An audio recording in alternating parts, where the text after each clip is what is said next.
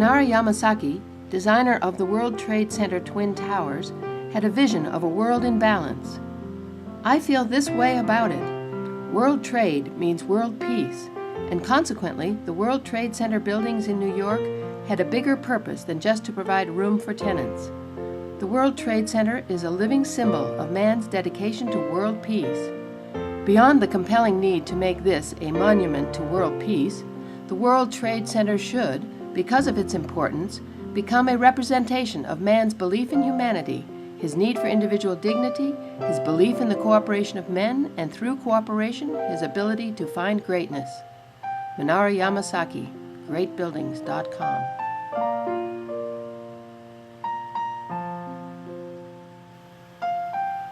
Divine Discoveries at Ground Zero, a multimedia presentation by Connie Baxter Marlow. Presented in Sedona, Arizona, January 16, 2004, Aspen, Colorado, June 28, 2005. An uplifting look at the events of September 11, 2001 that triggered the opening of the human heart and the rebirth of America, heralding the coming of peace on earth, with substantiating evidence and perceptions of America. For more information, go to theamericanevolution.com, youtube.com, The American Evolution.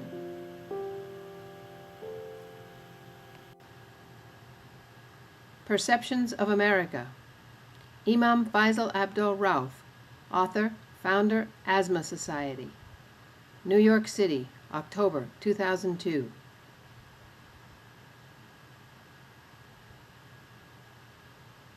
Imam Feisal Abdul Rauf. I'm Imam of a mosque about 12 blocks north of Ground Zero in Manhattan, New York City. I'm also a trustee of the Islamic Center of New York, which is the largest mosque in New York City, and the founder of ASMA Society, a society established to further and to catalyze the discussion on the shaping of an American Islamic identity.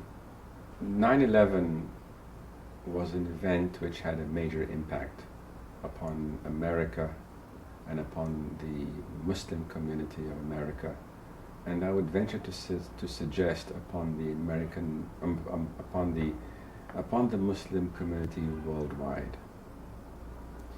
It was the first time that the United States was attacked on its landmass by a group that was foreign and yet whose identity was essentially linked to Islam, a faith that I love and value and cherish.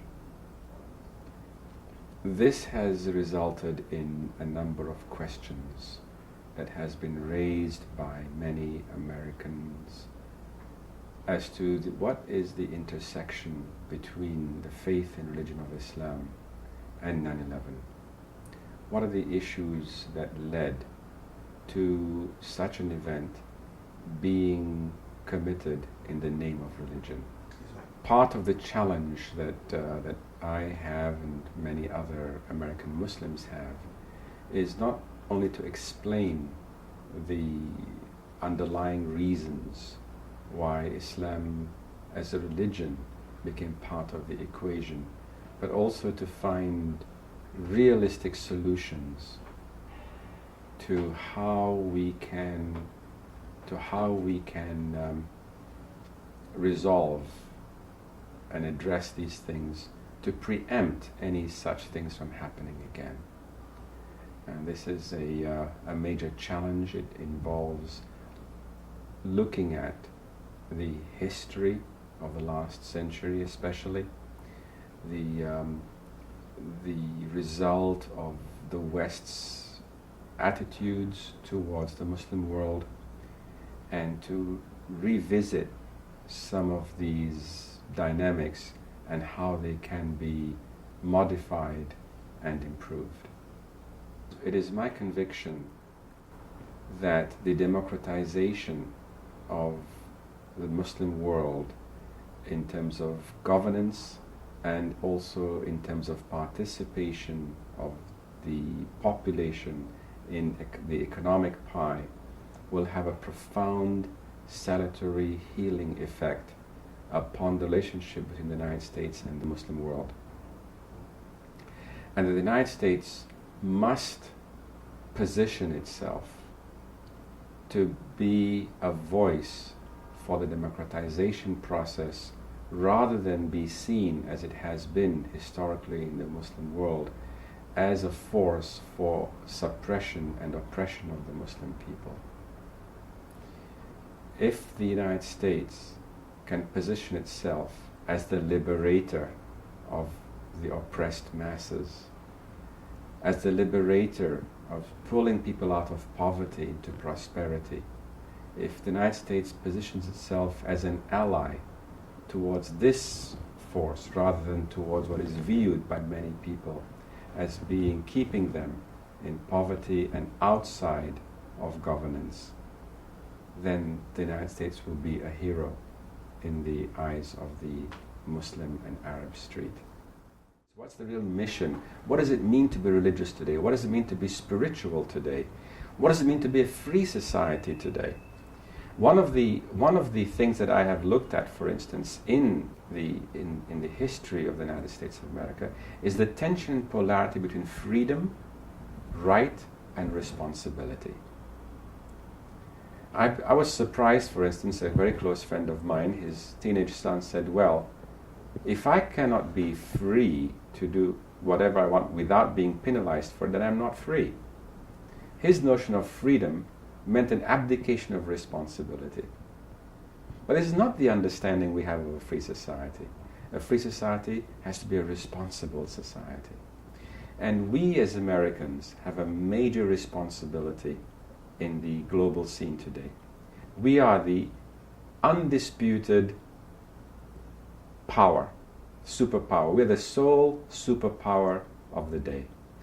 The agenda that the United States sets becomes the subject of discussion all over the world. It is therefore important for us as Americans of all stripes and all religions to kind of say, what are we about as Americans? What is it that makes America great? What are the principles on which this country was founded, which have made people long to come and emigrate to this country? And if we examine and define those principles, I as a Muslim can tell you straight in the face that these principles are Quranic principles. These are principles which are anchored in our religion. The notion of one nation under God is mentioned in the Quran.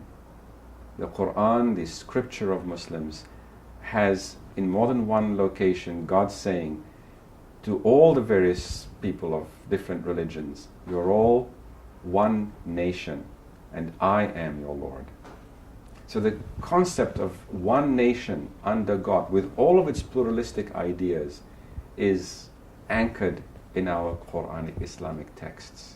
America has established a framework where the human spirit and the human effort can blossom. It requires a sense of freedom. It requires the sense of the honoring of the rights of every human being, so that a human being's individuality can emerge. That the sense of you can be who you are as long as you honor the rights of the others.